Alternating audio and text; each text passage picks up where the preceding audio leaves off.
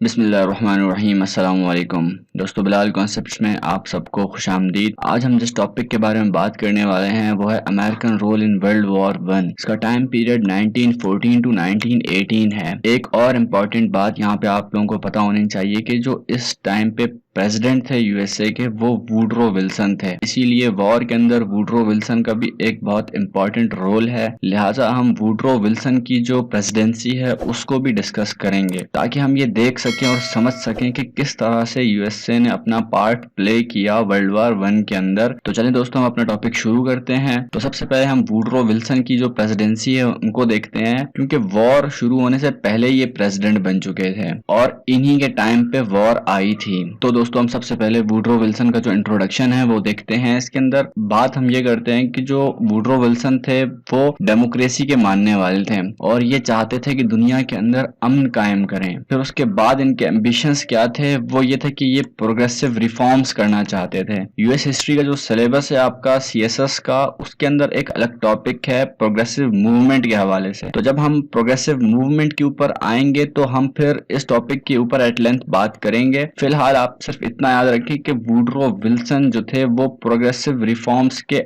Advocate थे। इन्होंने federal reserve बनाए थे और फेडरल ट्रेड कमीशन बनाया था, जिसके अंदर इन्होंने ट्रेड को रेगुलेट करने के लिए कुछ स्टेप्स लिए थे। साथ ही साथ जो फेडरल रिजर्व इन्होंने बनाए थे वहां पर बहुत सारे रिजर्व रखे गए थे ताकि अगर कहीं पर भी यूएसए को इमरजेंसी के लिए पैसों की जरूरत पड़ती है या फिर अगर कोई एक्सचेंजेस करनी पड़ती हैं गुड्स वगैरह की या ट्रेड करने पड़ते हैं, इंटरनेशनल ट्रांजैक्शंस करनी पड़ती हैं, तो उसके लिए फेडरल रिजर्व्स होते हैं हर स्टेट के पास। तो ये फेडरल रिजर्व्स को एस्टैब्लिश किसने किया था?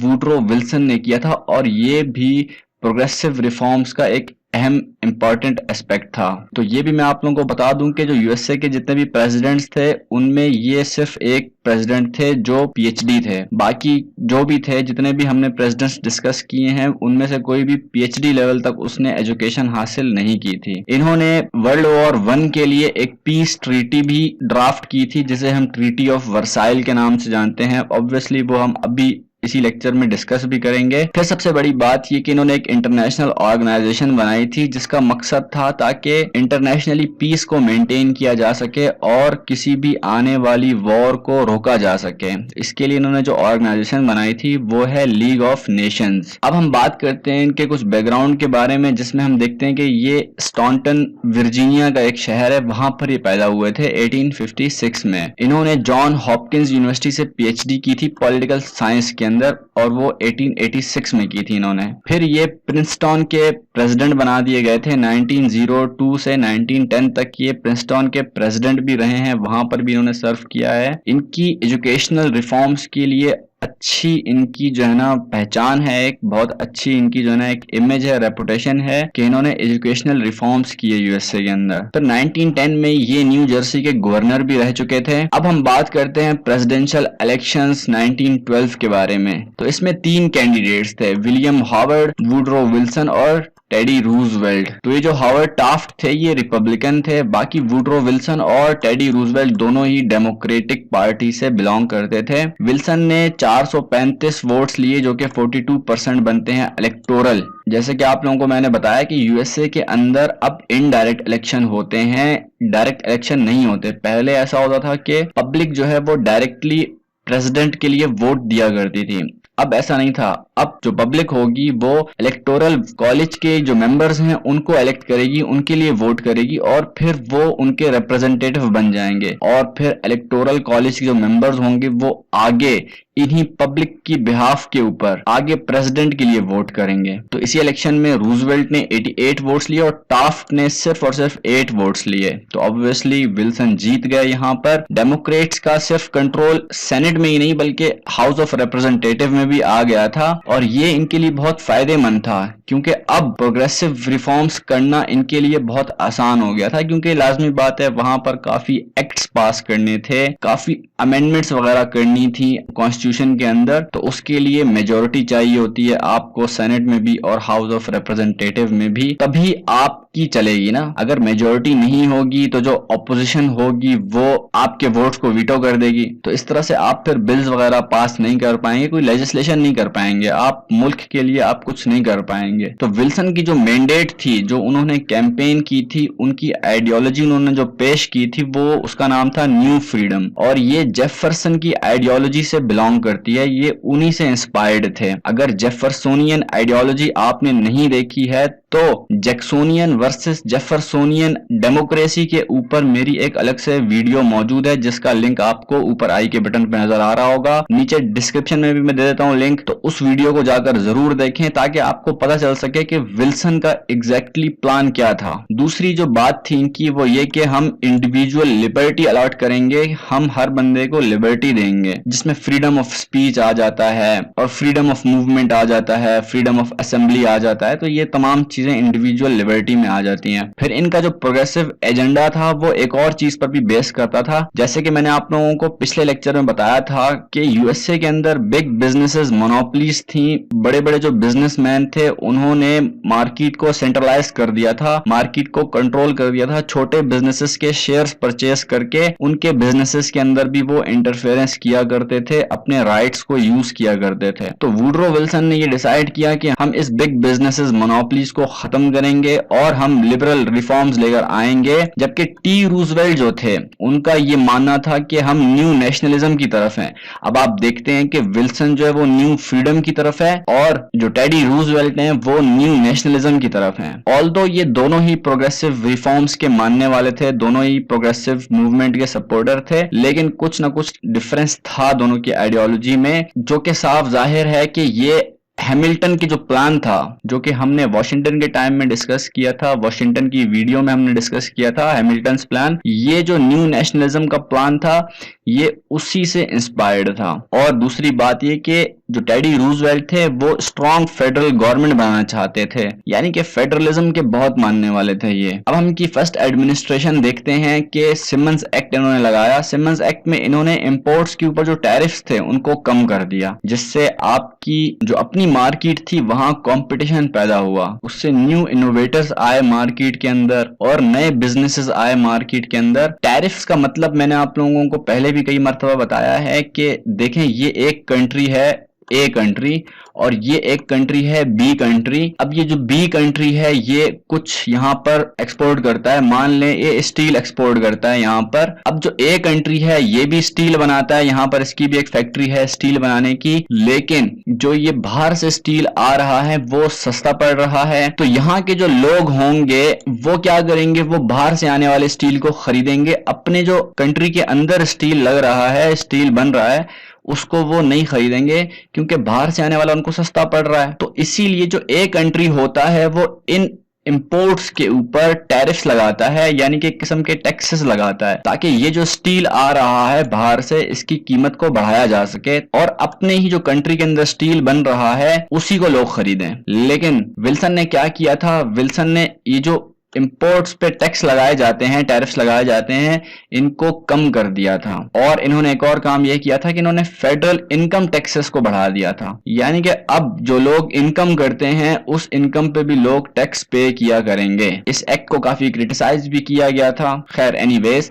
दूसरा इन्होंने काम किया था फेडरल ट्रेड। इन्होंने फेडरल ट्रेड कमीशन बनाया था और इस कमीशन का काम यह था कि जितने भी अनफेयर बिजनेसेस हो रहे थे उनको रोका जाए और साथ ही साथ इन्वेस्टिगेशन भी की जाए, ताकि मेरिटोक्रेसी को आप प्रमोट कर सकें अपने कंट्री के अंदर, मेरिट के ऊपर काम हो। तो यही वो स्टेप था जिसके जरिए इन्होंने बिग बिजनेसेस मोनोपोलीज जो थी उनको खत्म किया अपने कंट्रीज से। फिर इन्होंने फेडरल रिजर्व्स बनाए, जैसे कि मैंने आप लोगों को बताया। इसमें इन्होंने जो नेशंस के जो बैंक्स थे, जो आपके मुल्क के अंदर जितने भी बैंक्स वगैरह थे, उनको रेगुलेशन की एक पॉलिसी प्रोवाइड की, साथ ही साथ उन्हें क्रेडिट सप्लाई भी दी, पैसा भी दिया उन बैंक्स को, ताकि वो अपने ऑपरेशंस जारी रख सकें। किसी को लोन देना है, कुछ बिजनेस करना है उन बैंक्स वगैरह ने, तो वो अपना बिजनेसेस कर सके, अपने ऑपरेशंस को वो जारी रख सके, उन्हें कोई इंटरप्शन ना आए बीच में। फिर चाइल्ड लेबर लॉज इन्होंने बनाए। इसके अंदर इन्होंने रेल रोड जो वर्कर्स थे उनको कॉम्पेंसेट किया, उनको पैसा दिया, साथ ही साथ इन्होंने फार्मर्स को भी लोन दिया। अब इस लोन से क्या फायदा हुआ,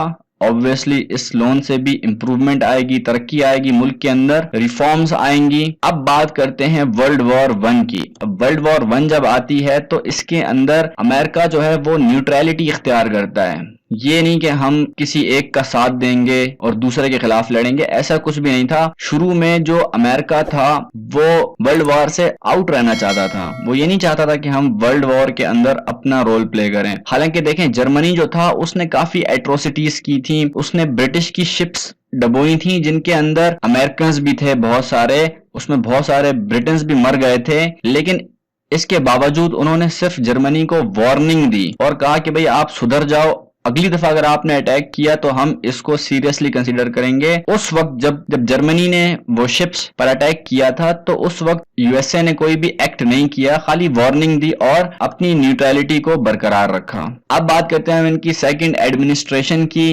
अब वर्ल्ड वॉर भी आ चुकी थी, खैर वर्ल्ड वॉर को तो देखते ही हैं, लेकिन सेकंड एडमिनिस्ट्रेशन के अंदर भी कुछ इंपॉर्टेंट चीजें थी, उनको देखते हैं पहले। तो 18th अमेंडमेंट इनके दौर में होती है। वो कैसे होती है कि जो कांग्रेस था उसने मैन्युफैक्चरिंग, सेल्स और ट्रांसपोर्टेशन ऑफ अल्कोहल के ऊपर उन्हें पाबंदी लगा दी कांग्रेस ने। ये बात विल्सन को पसंद नहीं आई, तो विल्सन ने क्या किया, इस एक्ट को वीटो कर दिया, कहा कि मैं नहीं मानता। लेकिन कांग्रेस ने दोबारा 2/3 मेजोरिटी से उस वीटो को ओवरटर्न कर दिया और 18th अमेंडमेंट पास की गई। फिर 19th अमेंडमेंट भी इन्हीं के दौर में होती है। ऑब्वियसली ये वर्ल्ड वॉर वन के बाद होती है। 1920 के अंदर औरतों को वोटिंग राइट दे दिया जाता है। बहुत सारे अमेरिकन इसको क्रिटिसाइज करते हैं, ओपोज करते हैं, खास तौर पर वैरन हार्डिंग, और वो इसी बेसिस के ऊपर फिर कैंपेन भी चलाते हैं कि भाई औरतों को वोटिंग राइट क्यों दे दिया गया, औरतें तो इंफीरियर हैं, मर्द सुपीरियर हैं, तो औरतों को वोटिंग राइट नहीं मिलना चाहिए, वगैरह वगैरह। इस बात के ऊपर शुरू में काफी अमेरिकन्स भी उनके साथ थे और इसी बात पर उन्होंने कैंपेन की। और फिर वो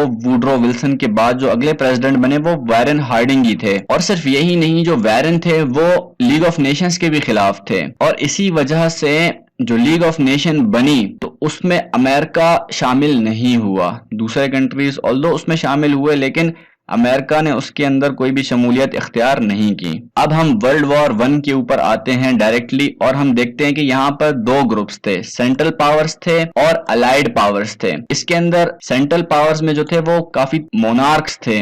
जर्मनी भी मोनार्की था, टर्की भी मोनार्की था और ये ऑटोमन एम्पायर था। सल्तनत उस्मानिया जो थी वो एक एम्पायर था और वहां पर मोनार्की चला करती थी। फिर ऑस्ट्रिया हंगरी एम्पायर था। तो एम्पायर जितने भी होते हैं याद रखें वहां पर मोनार्कीज होती हैं और उनकी आइडियोलॉजी हमेशा यही होती है कि हम अपने एम्पायर को वाइडन करें, बढ़ाएं अपने एम्पायर को और बहुत सारी जो टेरिटरीज हैं उनको हम ऑक्युपाई कर लें। तो जो मोनार्क्स थे उसके अंदर जर्मनी, ऑटोमन एम्पायर और ऑस्ट्रिया हंगरी थे। आप लोगों को मैंने बता दिया, ऑटोमन एम्पायर और तुर्की एक ही चीज है, ठीक है। यहाँ पर जो अलाइड पावर्स थी उनमें यूके था, यूएसए था, फ्रांस था, रशिया था और इटली था। ऑल्दो यूएसए ने 1970 के अंदर ज्वाइन की ये वॉर, जबकि ये वॉर शुरू 1914 में हो गई थी। तो यहाँ पर मैं लिख देता हूँ कि यूएसए ने 1917 में ज्वाइन किया था, वो आगे भी आएगा लिखा हुआ। अब हम बात करते हैं विल्सन की। विल्सन क्या चाहते थे? अब हम बात करते हैं विल्सन की कि विल्सन का क्या पॉइंट ऑफ व्यू था।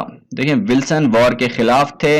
उन्हें लगता था कि 14 मिलियन यूरोपियन डेथ्स हो जाएंगी 1970 तक, इसलिए वो वॉर में जाने के खिलाफ थे। अब वॉर शुरू कैसे होती है? देखें, ऑस्ट्रिया हंगरी एम्पायर से एक बंदा आर्च ड्यूक फ्रांस ये सर्बिया जाता है। तो सर्बिया जब वो जाता है तो वहां पर उसके खिलाफ काफी ताज्जुब रखा जाता है। वहां के लोग पसंद नहीं करते इस बंदे को और इस बंदे को वहीं का एक बंदा उठकर गोली मार देता है तासुब की बिना पर, प्रेजुडिसेस की बिना पर। तो अब सर्बिया जो है वो हैरान परेशान होता है कि भी हमारे बंदे ने मारा है इसको, तो अब हम क्या जवाब दें। तो बहरहाल कुछ निगोशिएशंस होती हैं, लेकिन ऑस्ट्रिया हंगरी जो है वो सेटिस्फाई नहीं होता और वो कहता है कि हम सर्बिया के ऊपर वॉर करते हैं, वॉर डिक्लेयर करते हैं। अब वर्ल्ड वॉर वन यहीं से शुरू हो जाती है। इसमें आपने देखा कि मिलिटेंट नेशनलिज्म और एथनिक हेट्रेड की बात होती है, लिसानियत, तासुब आप लोगों ने देखा कि इसके अंदर था। इसी की वजह से वॉर शुरू हुई। आमतौर पे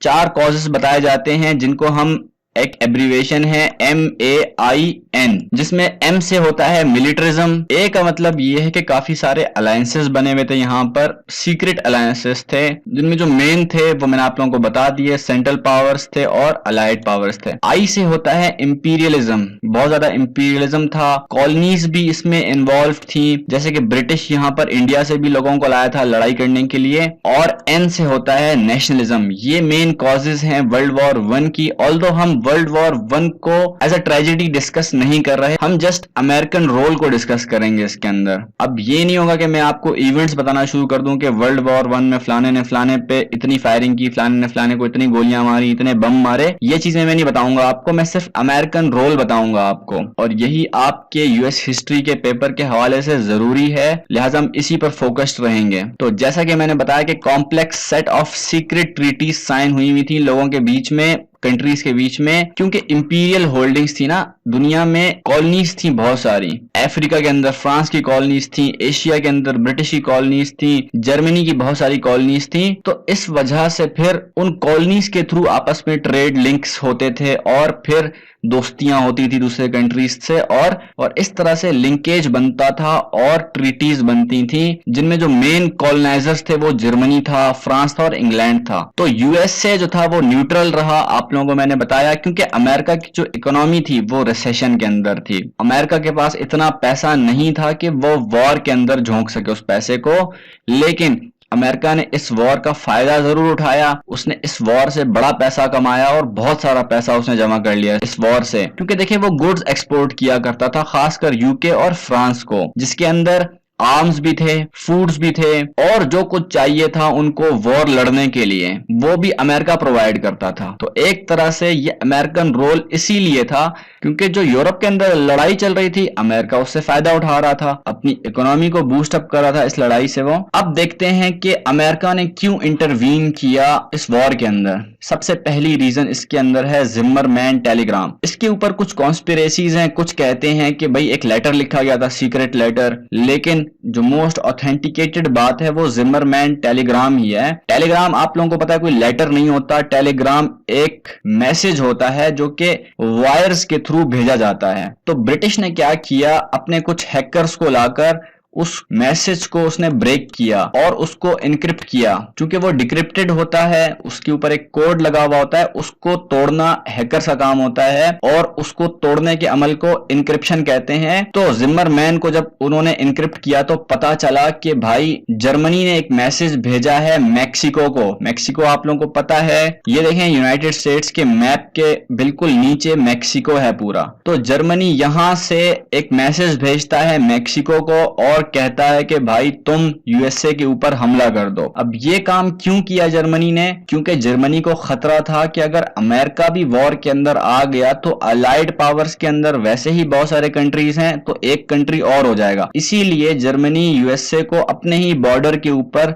लड़ाई के अंदर मसरूफ रखना चाहता था। इसीलिए जर्मनी ने मैक्सिको को ये टेलीग्राम भेजा था। तो दूसरी रीजन हम देख लेते हैं, वो है जर्मन हॉस्टिलिटीज। क्या होता है इसके अंदर के जर्मन जो यू बोट्स हैं, जो सबमरीन्स होती हैं, जो पानी के अंदर रहकर मिसाइल्स वगैरह फायर करती हैं, वो ब्रिटिश की एक शिप जिसको हम लुस्टियाना कहते हैं उसे वो डबो देती है, उसके ऊपर फायरिंग करती है, उसको डबो देती है, जिसके अंदर 1200 लोग मर जाते हैं और 128 अमेरिकन भी उस शिप के अंदर होते हैं, वो भी मर जाते हैं। ये भी एक वजह बन गई। ऑल्दो सिर्फ इसी बेसिस पर अमेरिका ने इंटरवीन नहीं किया था, और भी रीजंस थी, लेकिन ये भी एक वजह थी। दूसरी बात ये ग्रोइंग पब्लिक ओपिनियन, जब अमेरिका के अंदर ये खबरें फैली कि भाई जर्मनी ने उनकी कई सारी शिप्स को डबो दिया है, उनको तबाह कर दिया है, तो वहां पर एंटी जर्मन सेंटीमेंट्स एमर्ज होने लगे। अमेरिकन पीपल ने ये नारा बुलंद किया कि हम जर्मनी को बिल्कुल भी नहीं मानते, और लोगों ने ये डिमांड की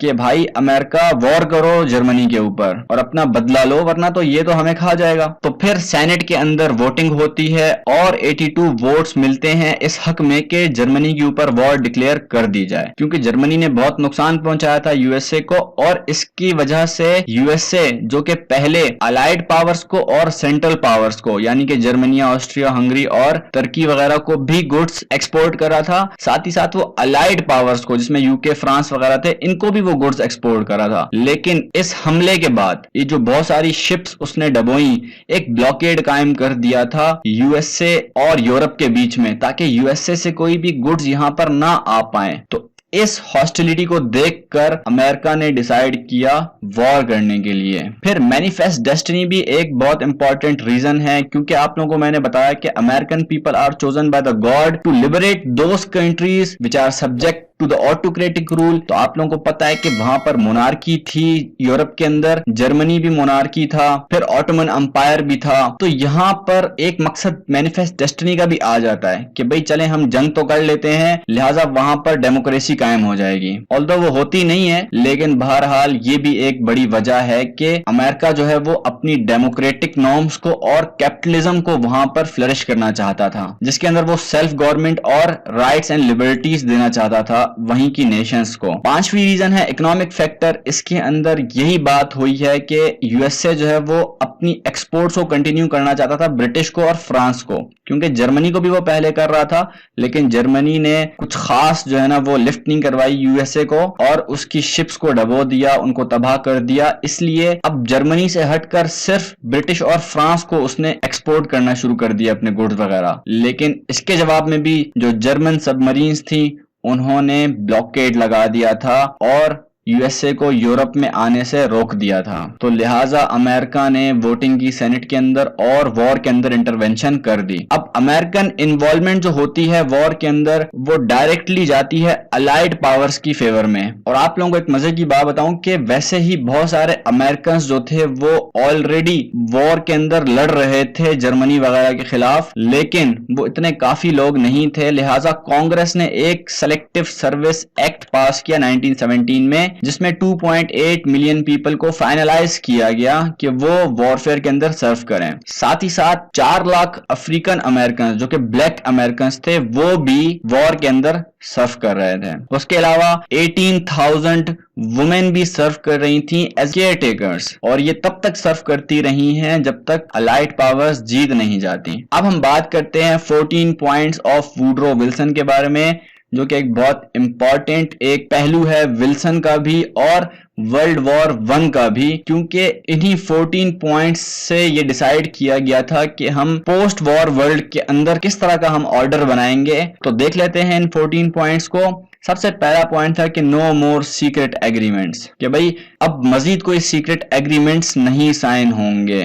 दूसरी बात ये कि free navigation of all seas outside territorial water, यानी कि फ्रीडम ऑफ सीज की बात हो गई यहाँ पर। फिर removal of all economic barriers, यानी कि यहाँ पर इकोनॉमिक लिबरलिज्म की भी बात हो गई, यानी कि ट्रेड कर सकता है हर कंट्री दूसरे कंट्री के साथ। फिर डिसआर्मामेंट की बात होती है, जर्मनी को भी ये कहा जाता है कि भाई आप कंप्लीट डिसआर्मामेंट करें, अपने असलहे वगैरह खत्म करें, अपनी जो फौजें हैं उनको हटाएं मैदान से। तो ये भी एक पॉइंट आ गया इसके अंदर। फिर इम्पार्शियल ट्रीटमेंट ऑफ कॉलोनीज की बात होती है इसमें। जर्मन आर्मी को ये बात कही जाती है कि वो रशिया से निकल जाए, बिल्कुल रशिया के ऊपर जो उसने हमला किया था वहां से अपनी आर्मी निकाल ली जाए। 7th पॉइंट ये है कि एवेक्यूएशन एंड रिस्टोरेशन ऑफ बेल्जियम, यानी कि बेल्जियम के अंदर से भी आर्मी को निकाला जाए और वहां पर जो तबाहकारियां मचाई इन्होंने, तबाहियां मचाई हैं, उसको रिस्टोर भी किया जाएगा। फ्रांस को आजादी दिलवा दी गई और उसको जो उसका इलाका था एल्सेस लॉरेन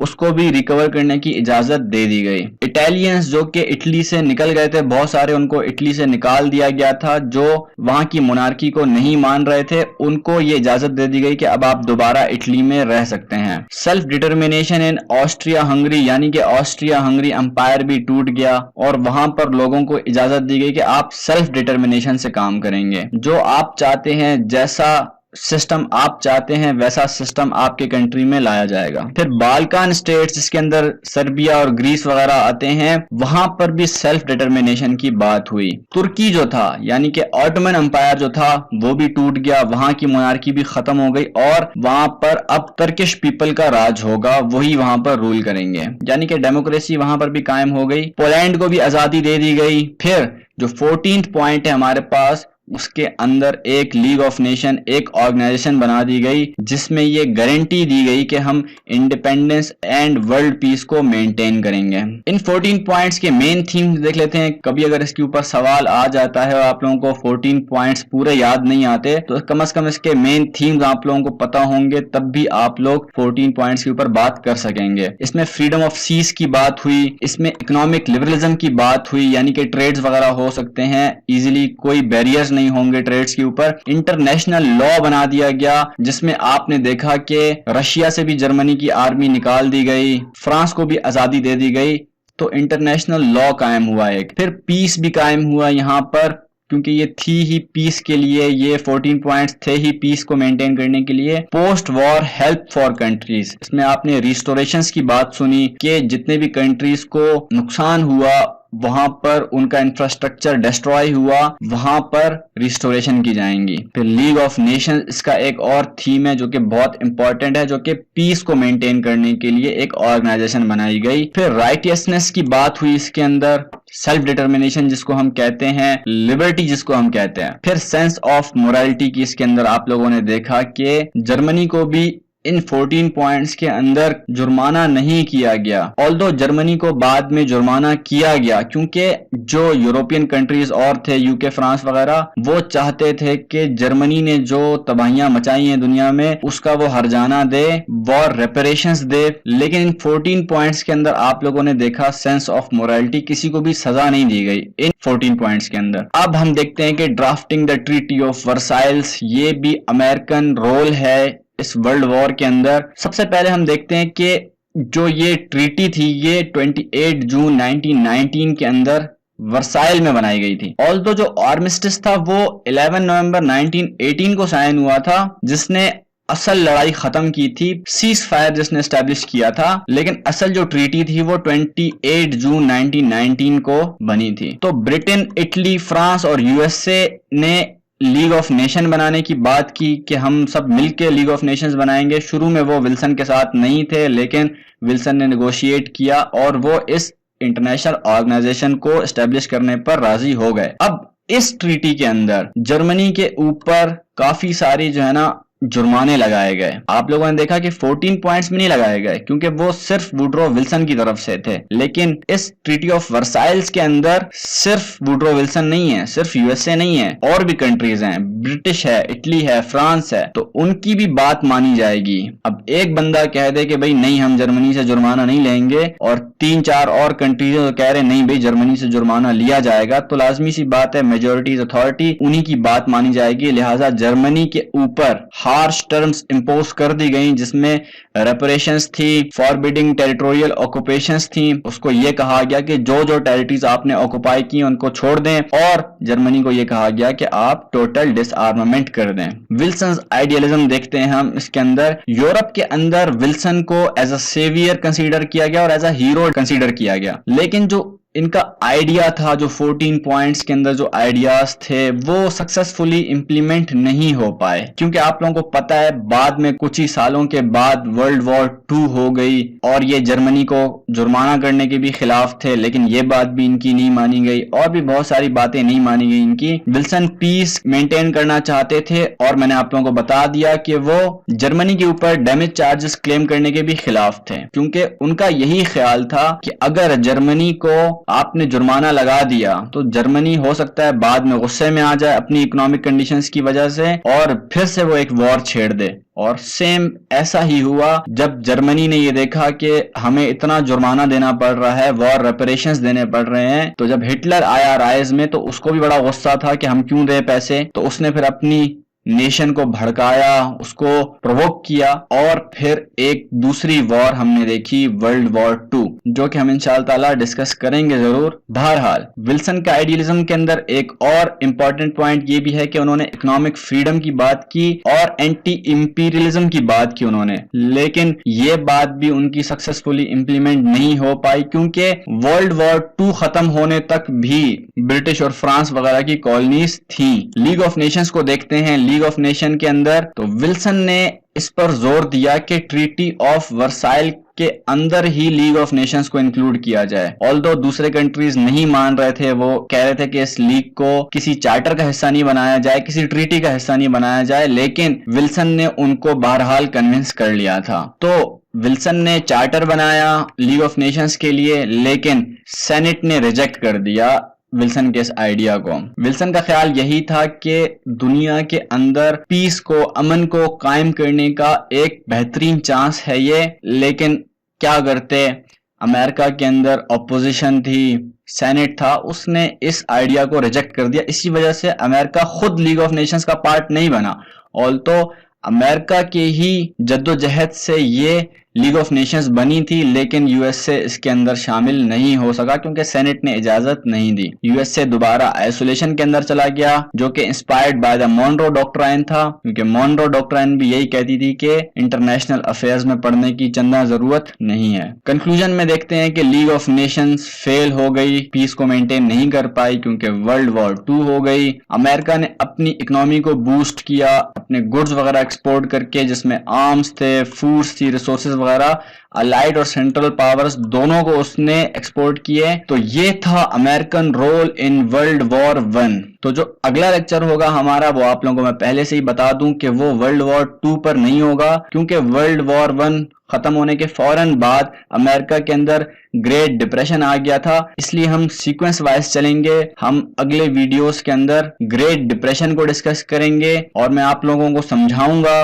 कि ग्रेट डिप्रेशन क्या था, कैसे हुआ था, और कोशिश करूंगा कि आप लोगों की एक अंडरस्टैंडिंग डेवलप कर दूं ग्रेट डिप्रेशन के ऊपर। उसी के बाद हम वर्ल्ड वॉर 2 समझेंगे, पढ़ेंगे, ताकि हमारा कॉन्सेप्ट क्लियर हो सके। तो आज की वीडियो यहीं पे खत्म होती है। उम्मीद करता हूं दोस्तों आप लोगों को ये वीडियो पसंद आई होगी। अगर वाकई में ऐसा है तो हमारी इस वीडियो को लाइक करें, ज्यादा से ज्यादा शेयर करें अपने फ्रेंड्स के साथ, और हमारे इस चैनल को सब्सक्राइब करें। साथ ही साथ बेल आइकन पे भी क्लिक करके आने वाली वीडियोस की नोटिफिकेशंस को एनेबल करें। मैं मिलता हूं आपसे अगली वीडियो में, तब तक के लिए अपना ख्याल रखिएगा। अल्लाह ने के बाद।